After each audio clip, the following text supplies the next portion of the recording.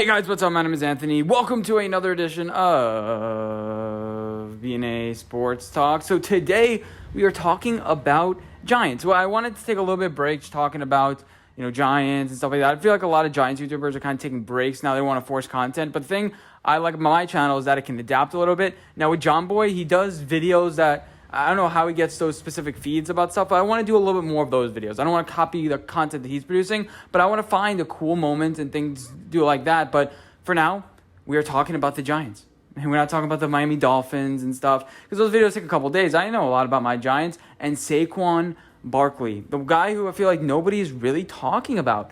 I know people, I'm not saying nobody talks about him, but there's a kind of like an eerie kind of feeling. Remember when Todd Gurley had his knee injury? Nobody was really talking about it. People saying, oh, because it was an injury that he had in the past. So Saquon, ACL, we see players bounce back from ACLs.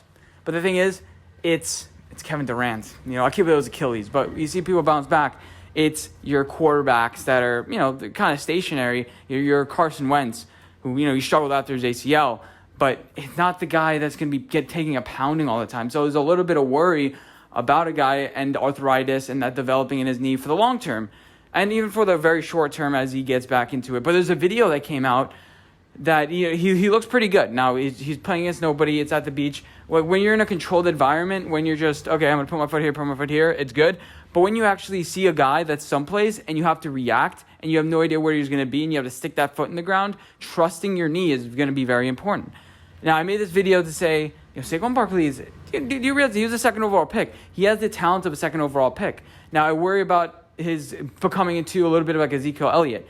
But the thing about Ezekiel is he lives off of hitting people. His game is hitting off people and blowing by you. Saquon's thing is, adjusting with burst and, putting his foot in the ground and changing directions, which is going to hurt with the ACL, but it's not taking a pounding. That's not his thing. He wants to run away from you. He doesn't want to run through you, which is, I think, something that will help Saquon Barkley in the long term, which is something I thought of now. It's a pretty ingenious thing. I didn't even come playing into the video, and it kind of makes sense.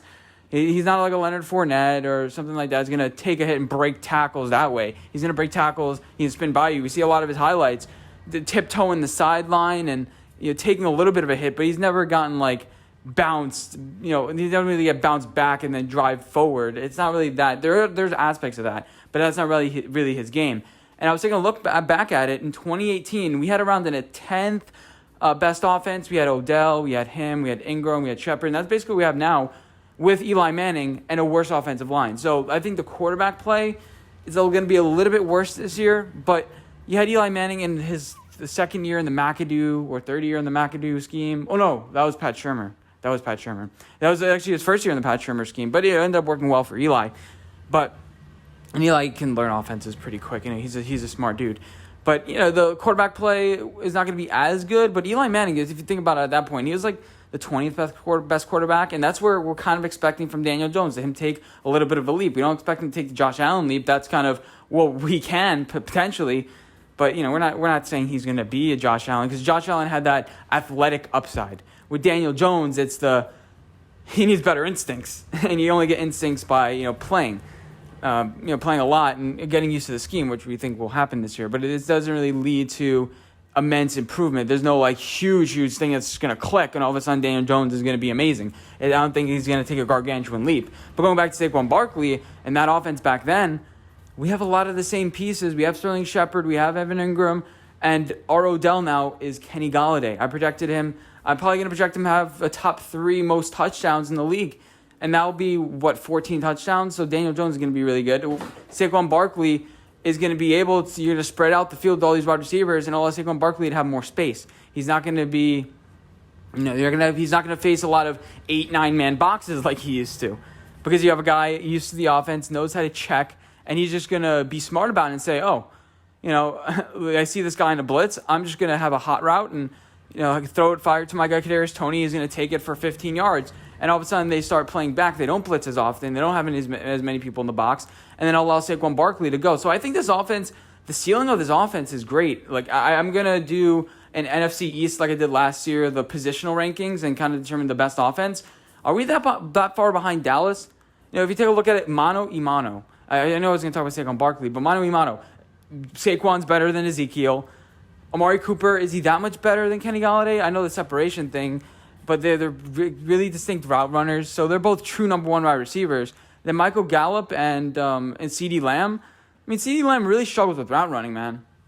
And something Darius Slayton has, he's a really smooth route runner. You know, he's limited as far as his tree, but is he that much worse than CeeDee Lamb?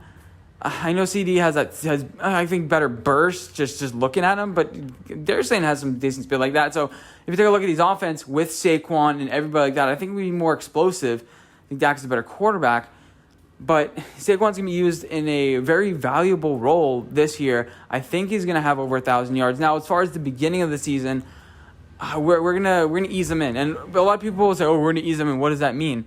That means getting Daniel Jones more a depth with Kenny Golladay and Kadarius Toney. You're going to see a lot of that. There's not going to be a lot of you're not going to have Saquon in practice, so they're going to be used to it. Not having Saquon in practice, they're going to be used to that offense. And then eventually incorporating Saquon Barkley, and a bunch of teams are going to be thrown away with that as well.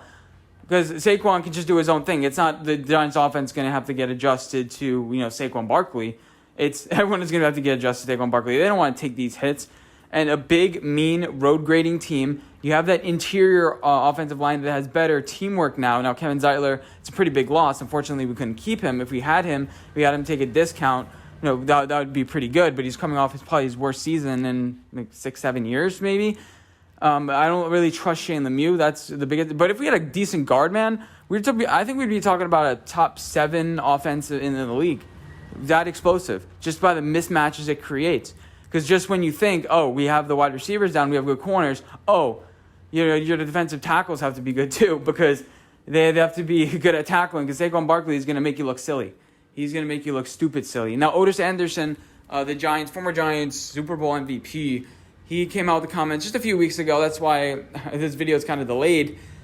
He goes, Saquon Barkley won't be the same. He said he won't ever be quite the same. And that's kind of true, because the position that he plays running back. He doesn't play...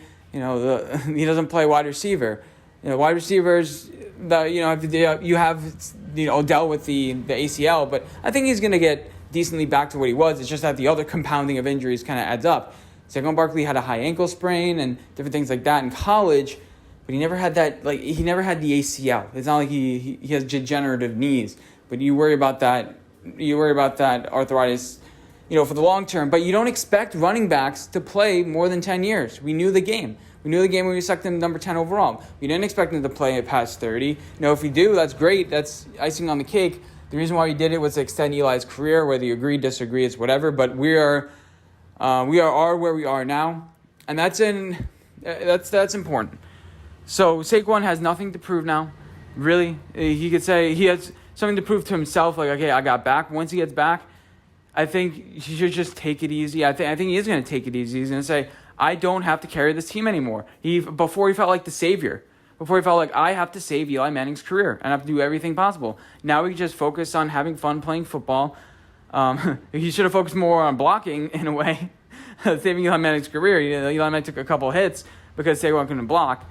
But yeah, that's just doesn't have to do anything with anything. But yes, Saquon, you have the leader in Daniel Jones. He doesn't have to be that leader anymore. He doesn't feel like he has to live up to the number 2 overall pick. Now, it's always going to be that thought in his head, because that's natural. It's always going to be natural, like, hey, I was a number 2 overall pick.